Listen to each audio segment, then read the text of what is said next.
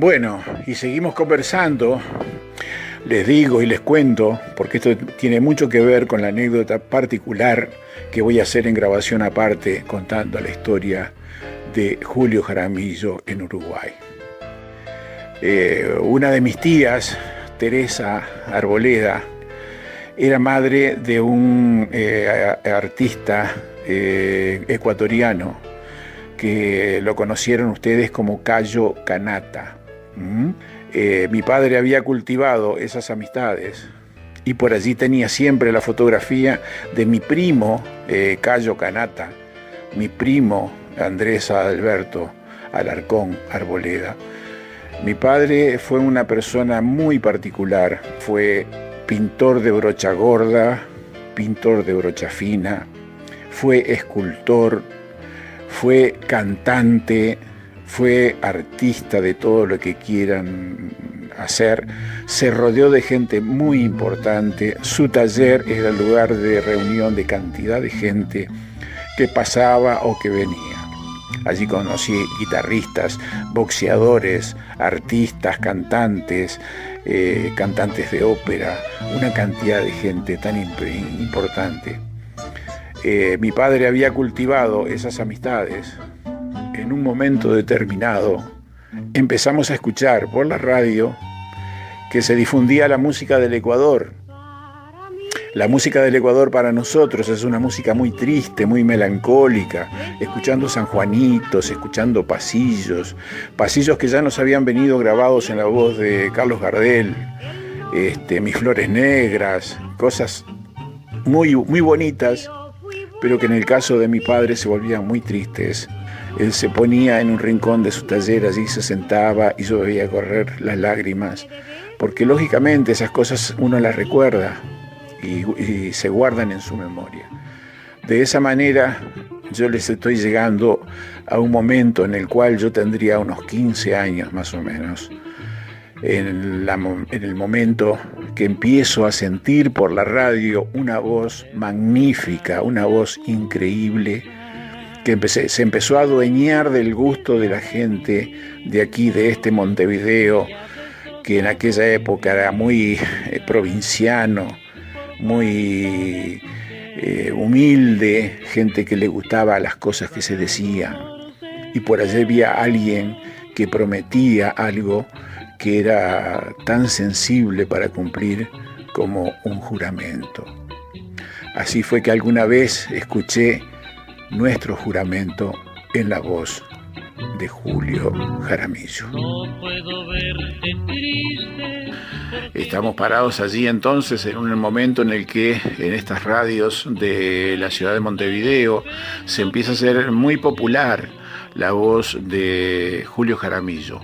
Yo recuerdo que la primera vez que escuchamos a Julio Jaramillo en la ciudad de Montevideo fue por allá por los años 56, 57, cuando un programa de radio que se llamaba Postales del Caribe, que lo llevaba adelante un locutor peruano que se llamaba Alberto Maraví. Fue la primera vez que yo escuché Nuestro Juramento. Nuestro Juramento es un tema de un puertorriqueño, de Benito de Jesús, integrante de un famoso trío puertorriqueño, el trío Vega Bajeño. De esa forma lo trajo Alberto Maraví. Y después otros programas de radio se fueron pegando a la difusión de esa música, porque empezaron a aparecer los discos, y los discos se vendían y la gente compraba, y se entró a difundir. Y por allá un día fue necesario, fue urgente, que trajeran a Julio Jaramillo. Y estando en el Río de la Plata, es imposible llegar, no llegar aquí a este Montevideo que es pequeñito, que además encontró una aceptación por parte del público enorme, porque el acontecimiento de la venida de Julio Jaramillo fue un acontecimiento nacional.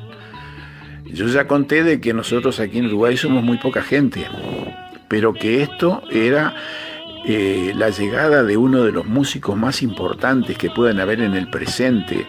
No cubrió la capacidad expectativa de la llegada de Julio Jaramillo. O sea, hasta ahora ha sido uno de los acontecimientos más grandes que la gente muy mayor recuerda. Cuando yo he hablado de Julio Jaramillo aquí en Uruguay, han dicho, ¡ay, sí! Porque en aquella época, porque esta letra, porque todas las cosas que Julio trajo para aquí fueron increíbles. Se programó entonces la venida de Julio Jaramillo a la ciudad de Montevideo. Un dueño de una radio de aquí uruguaya, fue el que hizo fuerza, a fuerza de tener programas en la mañana, al mediodía y en la noche, de Julio Jaramillo, y que creo que él fue el que le puso el nombre de Mr. Juramento. Ese hombre yo lo conocí personalmente, porque incluso en aquel tiempo yo tenía amigos que tenían discos que habían traído del Ecuador, de Julio Jaramillo, y a través mío yo le prestaba algunos discos, que incluso en algún momento se quiso hacer el estúpido y quedarse con ellos, pero yo le prestaba discos para ese programa para que él tuviera cosas exclusivas sobre Julio Jaramillo. Y ese señor, dueño de una emisora de radio, era nada menos que un armenio que a gatas sí hablaba bien el castellano, dueño de una emisora, Berch Rupeñán. Ese era el hombre que hizo lo imposible y aparece en algunas fotografías de la avenida de Julio Jaramillo, porque él sí fue a recibirlo al aeropuerto, y él sí, junto con mi padre de un lado y del otro lado, Bercho Rupeñán, porque mi padre lo conocía por otros asuntos de negocios, pudieron acercarse a Julio Jaramillo. Bert Rupeñán y su programa que tenía en la radio, en su radio CX50, creo que era la emisora Independencia, tengo que hacer mucha memoria, fue el que promovió la venida de Julio Jaramillo, porque era muy buen negocio para él que viniera Julio Jaramillo, porque él ya había hablado con varios dueños de lugares de baile de aquí de Montevideo, la Granja Dominga, lugares en el interior, que por allí anduvimos también con mi padre, y hay fotos de esos tipos de acontecimientos. Pero era nada menos que un armenio que le podía haber interesado muy poco lo que es la música de nuestro continente.